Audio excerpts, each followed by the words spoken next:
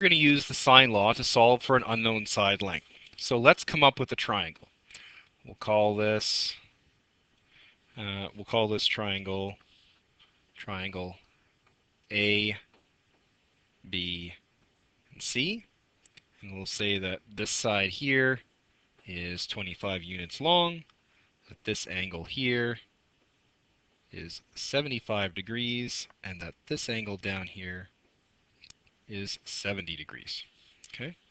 So now what we need to do is we need to first and foremost, we have to label all of the sides. We know the three angles are all labeled A, B, and C, but now let's go around and actually label the three side lengths.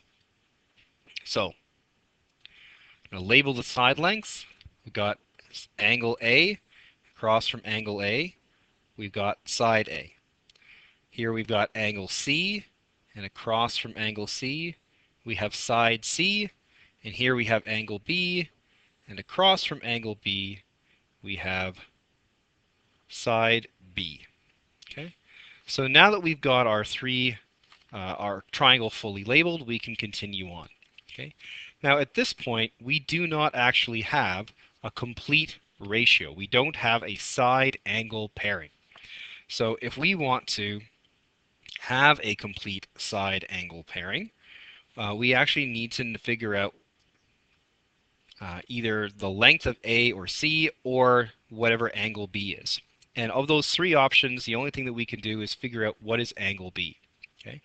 Well, angle B, okay, is going to equal 180 minus 75 degrees minus 70 degrees. Okay. So angle B ultimately is going to equal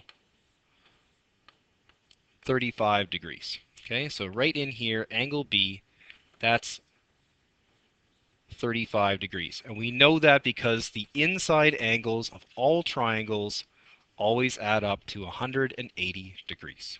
Okay, so now we have a complete side angle pairing. We have a complete side for angle B, and we have an angle for angle B as well. Okay, so now what we can do is we can plug this into our sine law.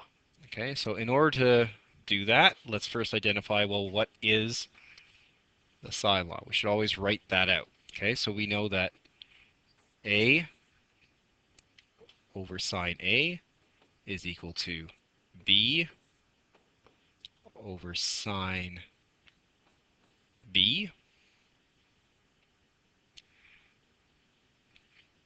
and that is equal to C over sine whoop, is equal to C over sine C. Okay, so now what I'm going to do is I'm going to substitute in the values that I know. Okay, so I know that I don't know what angle or what side length A is, but I know that sine A is sine of 75 degrees.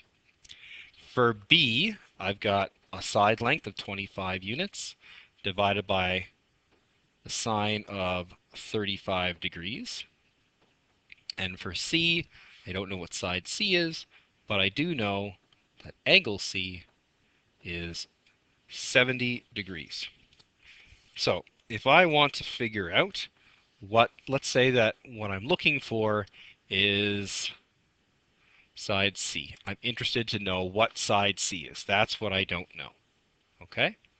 So the reason I can solve this at all is because I have a complete angle side pairing right there. Okay? I have a complete top and bottom of that fraction.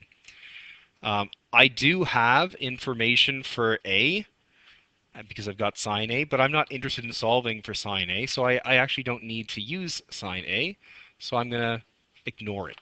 Okay, and I'm going to focus entirely on these other two ratios that are equal to each other. So because they're equal to each other, I can use the wonders of cross multiplication. So I'm going to multiply 25 times sine 70, and I'm going to multiply c times sine 35. So if I do that, I get 25 times sine 70 is equal to c times sine 35. Okay. And now because I want to get c all by itself, what I need to do is I need to divide both sides by sine 35. So I'm going to divide both sides, because what you do to one side, you do to the other. I'm going to divide both sides by sine 35. Okay. And so when I do that, what I end up getting is c is going to equal, again, these two will so sine 35 and sine 35 will cross each other out. They cancel. Okay, so those two will cancel out. And I'm just left with c on that side. Okay, and then I'm going to do 25 times the sine of 70 degrees divided by the sine of 35 degrees. And that's going to give me approximately 41 units long. Okay, so using my trig, I've solved for the length of side C as being 41 units long. And again, in order to do that, I had to properly label the triangle. I had to fill out all the pieces of information that I had. In this case, I needed to figure out what angle B was in order to get a complete ratio. I knew that because I had a complete side angle pairing that I could use the sine law. I substituted into my sine law, I cross multiplied, and I solved for C. Okay, and that's the same process that you should follow when you are also solving for an unknown side length using the sine law.